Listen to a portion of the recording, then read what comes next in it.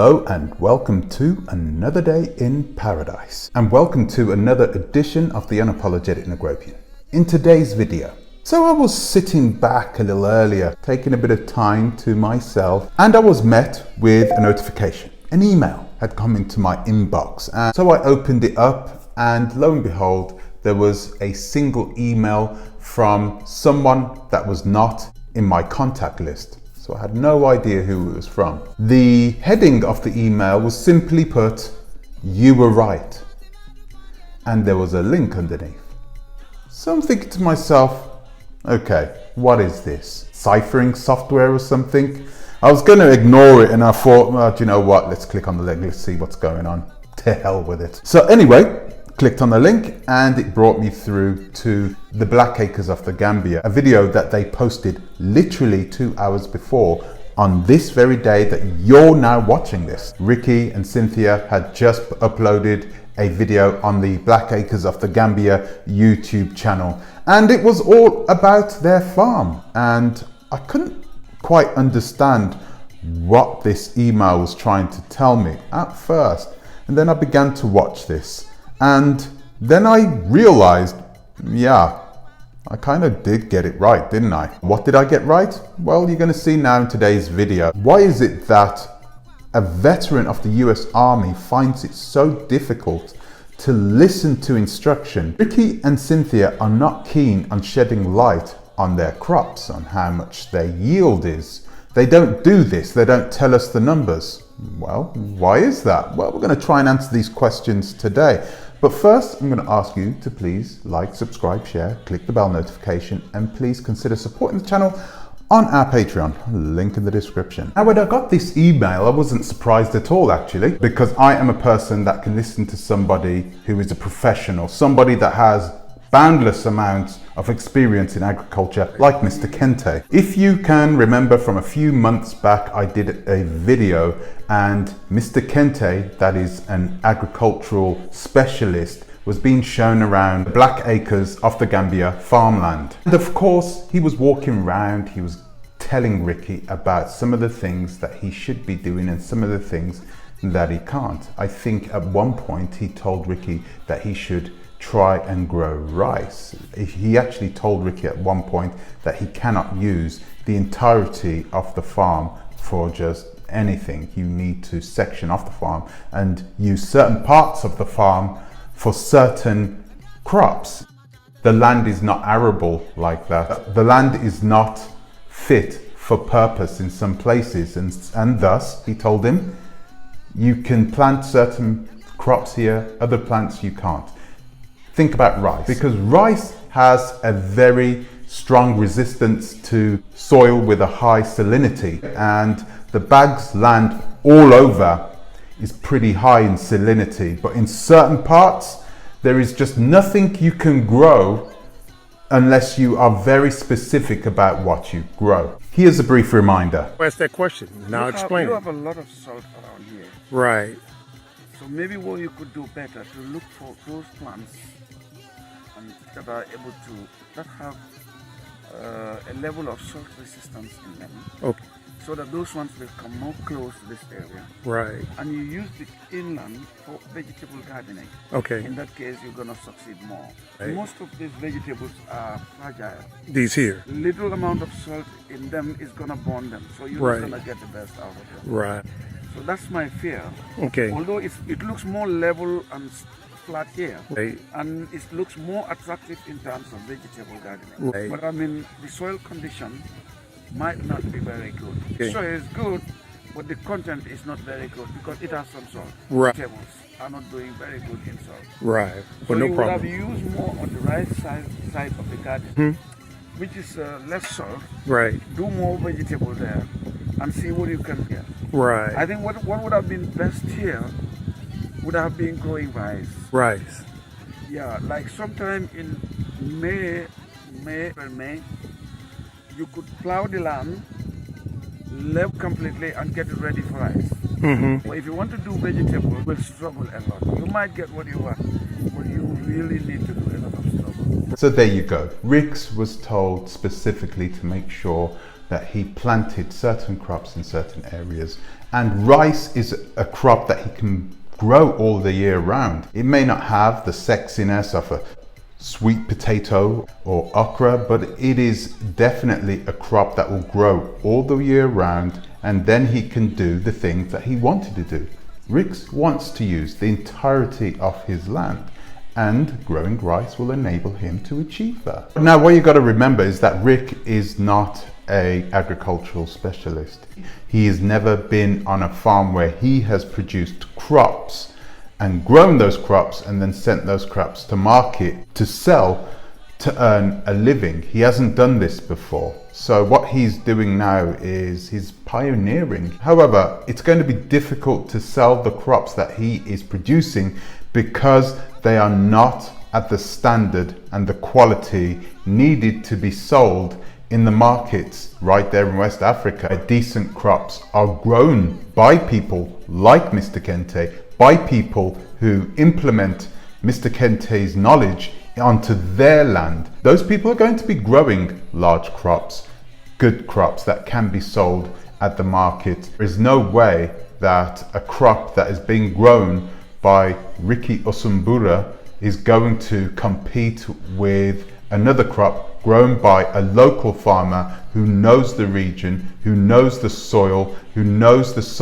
salinity, and knows how to get the most out of that land. Ricky doesn't know how to do this, so he should be taking advice from professionals and implementing that advice. He shouldn't be just using that advice so he can put it in a video and make a couple of €100 from putting it on his YouTube channel. So Ricky Usumbura has clearly ignored Mr. Kente's advice, and he has gone out and started to grow crops in all parts of his farmland. For instance, I want you to take a look at this video. This is a video that was posted only a few hours ago by Ricky and Cynthia, and this video speaks volumes. Take a look at this. Hello, Bag family. What we get ready to do now is remove all of these sticks that were supposedly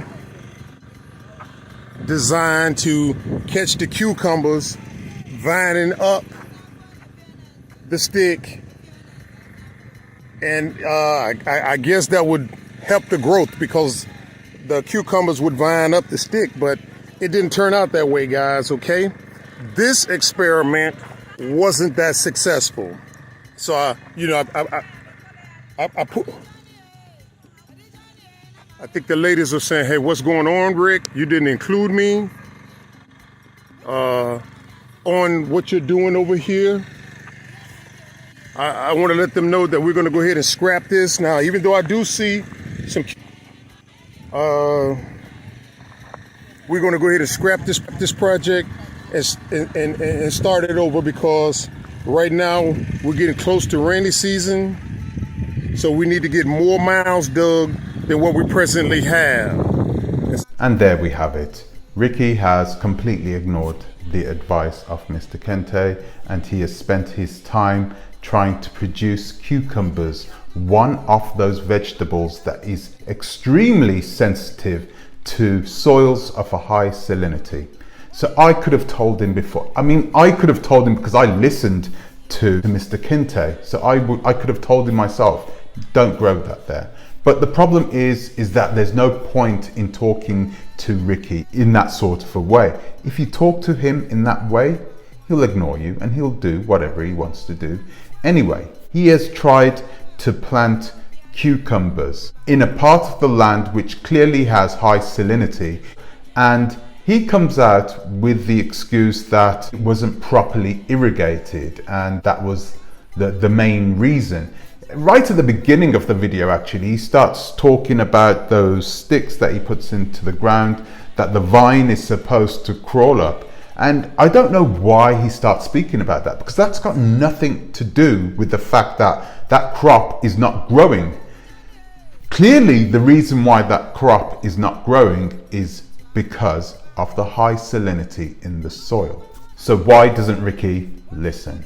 It's clearly his ego he has an ego that he needs to feed, and he wants to make sure that he looks like he is the main decision maker. He is the main decision maker, and that his decision is final. But this, you see, the problem with Ricky is that normal person would take a calculated decision, but Ricky doesn't make a calculated decision. If he had have made a calculated decision, he wouldn't be trying to grow cucumbers on salt land and then wasting an entire 2 months waiting for these cucumbers to come to fruition, only to see those plants wither away and die. I, for one, can see that Ricky's ego is really, really important to him.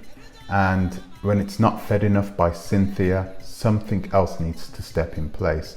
That piece of land, Bags, is a massive ego boost for Ricky. This is something that where Ricky can stand on himself and take orders. And this is something that he loves to do. We can all see that. That's fine, once again. And once again, this is Ricky's time. But I find it very interesting to see this man who is going to be asking his subscribers for money. He's already asking his Patreons for more money to foot the bill for more machinery. That is a video for another day. I think I'm going to make that video tomorrow, because there have been some very interesting developments down at Bags, and I'm going to talk to you guys about that. I'm going to work on the video tonight, and hopefully it'll be up before the end of play tomorrow. Really something you should see. You have to remember that Ricky Usambura retired from the army when he was quite old, so he had actually worked himself up the ranks. He wasn't a low-ranking official in the US Army. He'd actually gotten somewhere. He'd actually gotten to a place where he was giving orders at one point. He wasn't quite a major, but he was quite far up there by the looks of the lapels on his uniforms. He's done extremely well in the army, and he's clearly come out with some form of, I don't know, debilitating function in his own mind, like many of the armed services members do when they've come out of combat. He now feels compelled to put himself on a pedestal. He's enjoying it. It's a megalomaniac kind of a way of thinking and acting. For the first time, Ricky Usambura is the king. For years and years and years, this guy grafted away in the army and was always told where to go, what to do. He probably had racist officials above him as well, telling him where to go, what to do, and being disrespectful about it. And now all of a sudden, he's been able to break free of all that. He's left one of the racist parts of the world, and he's moved over to the Gambia. You got to remember, even with these old people, even with these guys that have traveled all over the world, there is still a period of adjustment. And I think Bags is still adjusting to being in the Gambia. I think he's still struggling to deal with the culture. I know that he's been there a good few years now, but if you've been in a certain place for a good number of years and you're not leaving your land, you know, and you're only hanging out with other American expats, maybe that is where the problem lies, you know, maybe that is where he is struggling. Then he still wouldn't have been exposed to real Gambian life, the real life of the real people. A lot of you guys are old school, right? Old school diasporans. You know what old school diasporans are like, and you know what they used to be like in their attitudes towards African continentals.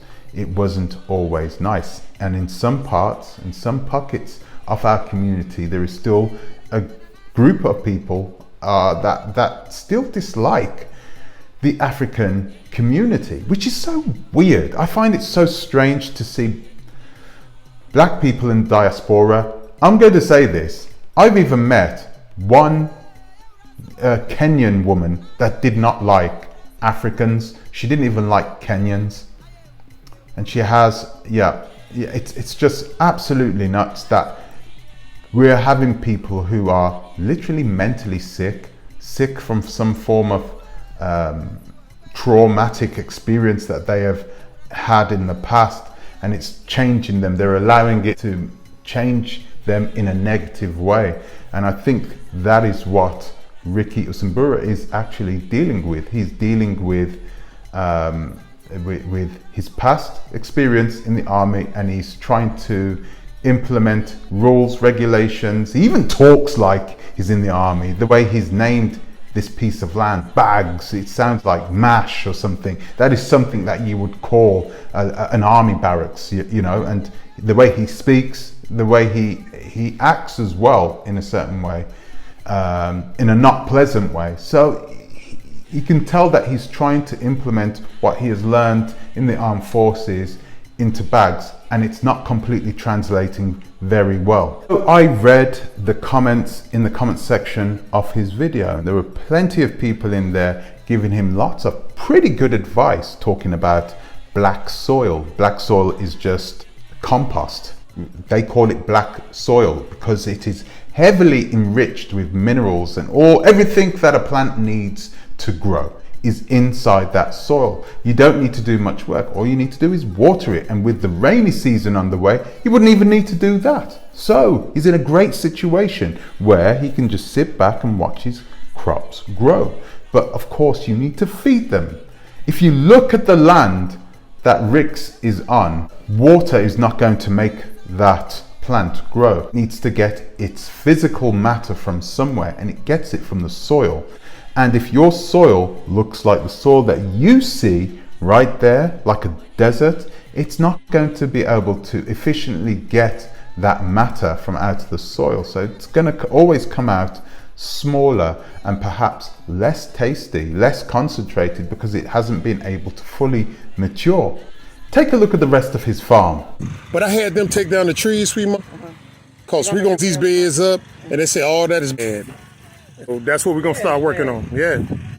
So I concede. They say, well, you know that it's the we don't have the black sand. I think once it's the water.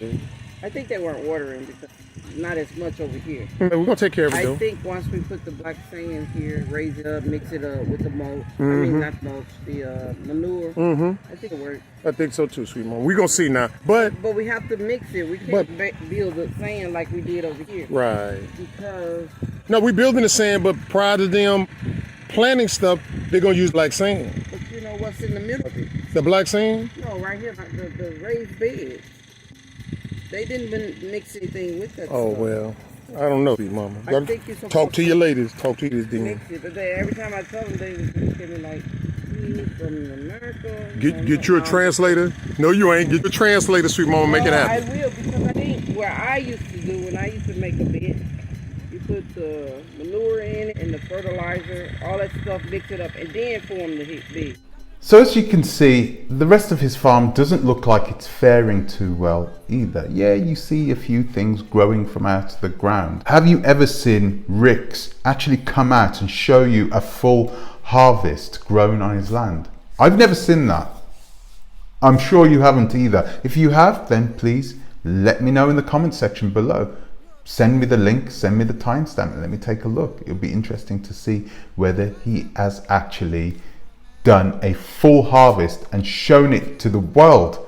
I haven't seen it, right? I haven't seen it. All I have heard from him is excuses and reasons why the crop hasn't come. So right now, I'm even questioning whether Ricky has grown anything that has the ability to be sold at a market on his land. I don't think he has. I've seen everything I've seen that Ricky has produced is either too small or it's not good enough for the market in its presentation. Best piece of advice I have seen one of Ricky Usambura's subscribers give him in his comment section is that he should start focusing on building greenhouses. Greenhouses is the perfect answer to everything. It really is, because with a greenhouse, your crops grow much quicker. There is also protection from the environment. It's an extremely good way to get a larger yield without spending all the money. If that crop is fragile, then you can grow it on a table. You know, you can grow it. You can grow crops on tables. Okay, keep them off the ground, make it easier for the people who are working there, because at this moment they don't even have the proper irrigation equipment. The women that are working there, breaking their backs on his land, are using buckets of water to water the bloody plants. What are you, oh my gosh, this is so frustrating. It's annoying, it really is. You couldn't afford to get a hose pipe? And I thought I could hear a pump in the background. Maybe it's not a pump, maybe it's a generator, but come on. A hose with water, like something that my mother would do in her back garden. Therein lies the problem. Ricky does not want to spend any money. He doesn't want to put any more equity into that land. He doesn't want to do it because he doesn't have any money, for one. Only money he has now is the money that he has coming in from his subscribers. So he needs to keep those people happy. It is clear that Ricky needs to start spending money in order to make more money, in order to make more yields, in order to make more profit, in order to streamline his farm. He is not able to see past this though. He can grow a high yield using what I can see is a desert. It's desert land.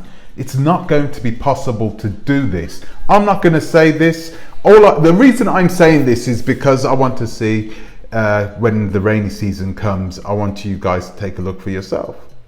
It'll be interesting for you to take a look for yourself. And then I can say once again, well, I told you so.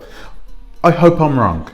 I truly am hopeful that Ricky and Cynthia are successful when it comes to their farm, because it means they can stop fleecing off their subscribers. I mean, that would be good for them to be a little bit more self-sufficient.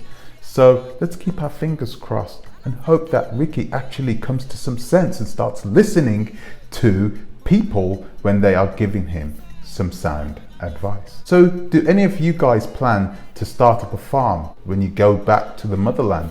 Do you plan to start a farm and plan to grow a particular type of crop? Do you have a particular business model that you want to set up for yourself in Africa? Are you planning to use permaculture when you get over there? What do you have that is going to make you a niche farmer back on the continent? Let us know in the comments section. Share it with us. Let us know what you think. It'll be really good to see what your plans are in the future. So guys, that's all I have time for today. I'd like to thank you for watching. Thank you for subscribing. I want to give an extra special thank you to my patrons.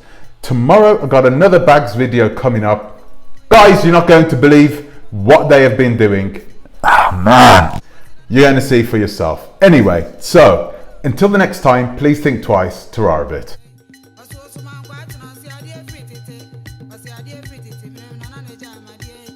Nana boku emi bebo mrani o.